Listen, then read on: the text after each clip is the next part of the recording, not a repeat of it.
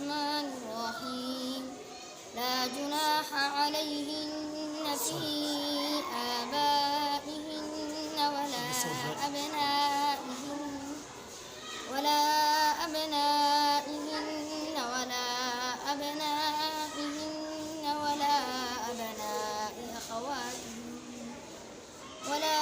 أبناء أخواتهن ولا نسائهن ولا ما ملكت أيمانهن واتقين الله إن الله كان على كل شيء شهيدا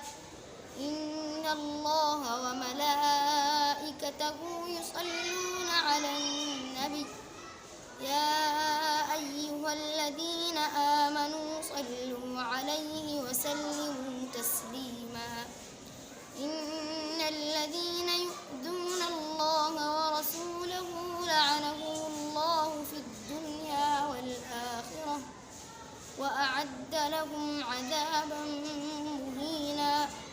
والذين يؤذون المؤمنين والمؤمنات بغير ما اكتسبوا فقد احتملوا